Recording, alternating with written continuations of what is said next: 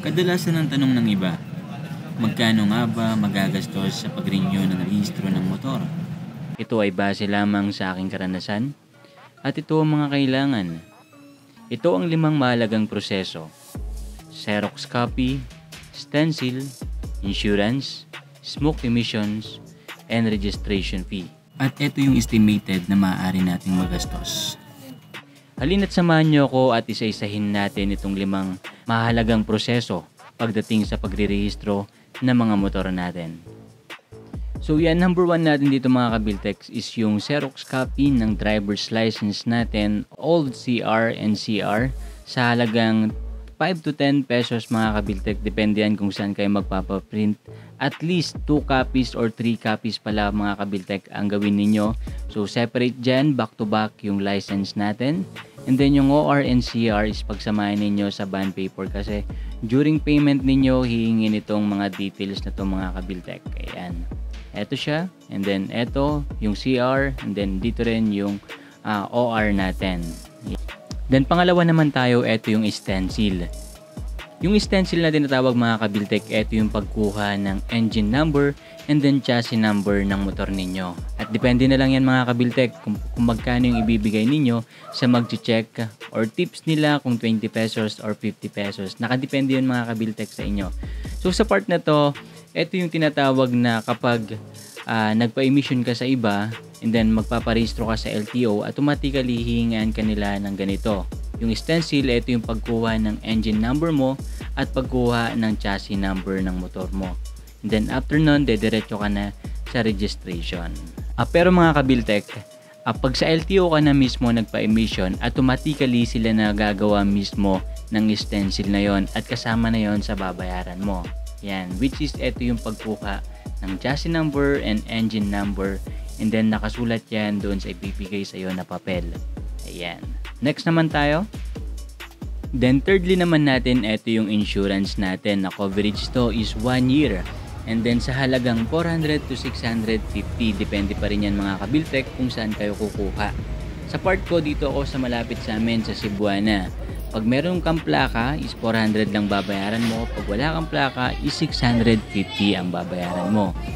Which is si Cebuana is nag-offer din siya ng insurance para sa mga motor natin. Sa part na to is tapos na yung pagkuha ko ng insurance dito sa Cebuana. Then eto na nga mga kabiltek, papunta na ako dito sa LTO, malapit sa amin sa lugar ng San Dionisio. At malapit lang yan dito sa Air Force 1 kung napapadaan kayo dito. Yan, merong malapit dito na LTO sa mga hindi pa nakakaalam. Medyo papasok siya and then makikita nyo yung maliit dyan na signage na LTO. Yan. Dito sa part na to mga kabiltek, meron silang emission na dito, at the same time pwede na rin kayong kumuha dito ng insurance niyo. Pero sa part ko kanina is kumuha ko dun sa Cebuana. Ayan yung LTO dito mga kabiltek. Pasok lang kayo dyan, then makikita nyo to yung PMVIC. Ito yung emission nila dito sa loob. Yan. Papasok tayo dyan mga kabiltek, at ito na nga yung motor natin. Kunin lang natin dito mga kabiltek lahat ng mga requirements na pinaserox natin kanina. Then proceed na tayo doon mga kabiltek sa may cashier. Yan, at ibibigay natin yung mga requirements na kailangan nila. Let's go! So ngayon naman mga kabiltek, dadako naman tayo ngayon sa pang-apat natin. Ito yung tinatawag natin is smoke emission plus inspections. Dito mga kabiltek, sa halagang 500 to 600 pesos, ito yung babayaran natin dito sa cashier. So nakadepende rin yan mga kabiltek sa LTO ninyo kung magkano yung singil nila. Then sa part ko is nagbayad tayo ng 500 pesos. Dito sa 500 pesos mga kabiltek, mayroon silang tinatawag dito na MVISR.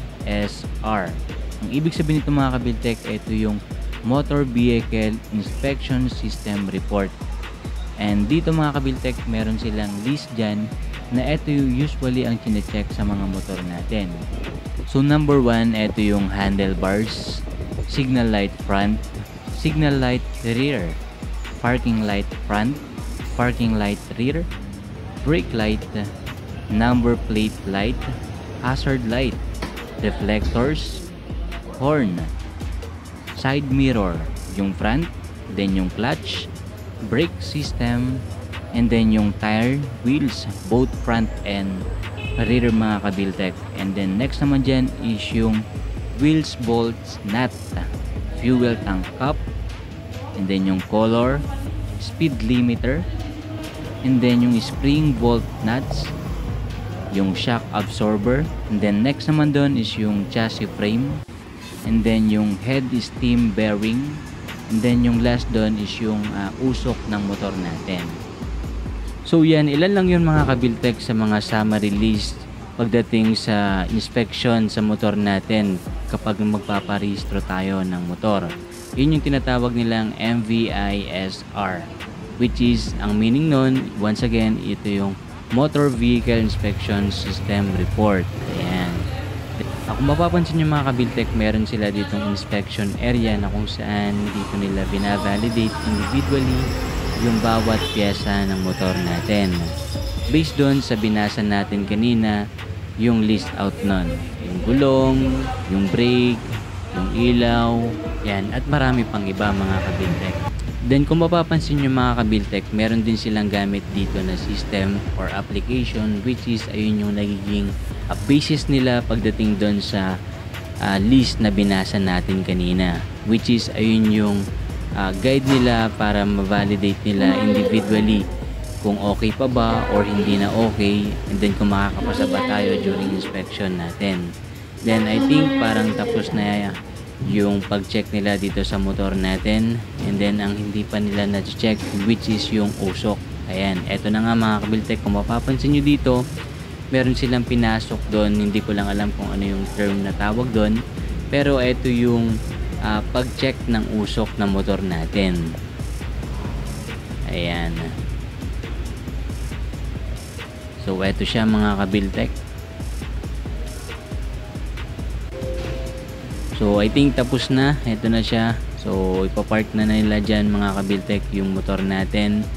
And then check natin kung ano yung next step natin. At eto na nga mga kabiltek, nakapasa tayo dito sa MVISR, yung Motor Vehicle Inspection System Report. Then ang next naman natin dito, magpro-proceed tayo doon sa registration na ng motor natin. So doon tayo pupunta mga kabiltek at pipila tayo doon. So let's go. So lastly mga kabiltek, ito naman yung registration fee natin. Then ang cost nito mga kabiltek is amounting 350, but it will depend also mga kabiltek kung ilan yung magiging penalty natin if in case na lumampas tayo dun sa registration day natin. Alright, so paano ma-identify yon mga kabiltek? I-validate nyo lang yung existing CR ninyo. Ayan, makikita nyo yung date doon kung kailan kayo nagparehistro or kung kailan kayo dapat magparehistro. So yan. Then next naman natin dito, ito yung mga list na binanggit ko kanina during inspection ng motor natin. So sa part na to, medyo malapit na tayo mga kabiltek. So yan, almost 3 to 5 hours mga kabiltek yung waiting time natin dito. Then finally, konti na lang itong mga kabiltek. Then eto na nga, naibigay natin na yung MVISR. Then eto na yung papel, for payment na tayo sa loob. Ayan. So waiting time tayo mga kabiltek. Konti na lang to. So pag kukuha kayo ng ganito mga kabiltek, agahan ninyo. So eto na yung payment ko mga kabiltek dito sa registration. Then dito na ako ngayon sa cashier. Next na ako dito sa lalaking to. So yan, finally mga kabiltek, tapos na tayo. Ito na yung motor natin. Then yan, ito na yung bago. Ayan, at nakuha natin na yung OR natin. Ayos, after 5 hours. Let's go. Pinalaminate ko na yung tapos nagpa-xerox akong isa. And then pinescan ko na rin dun sa cellphone ko para meron akong soft copy. Then eto na siya. Para pag may checkpoint, ganito natin kalaki yung papakita sa kanila itong natin. OR natin, yan. Gutom ako kaya bumili na rin ako ng 2 supot na tuyo. Ayan. Panangalian, gabihan, yan. Tapos suka. Yun. Don't forget naman mga kabiltek to subscribe our channel, Biltech Motorride. God bless and ride safe tayo sa bawat isa sa atin.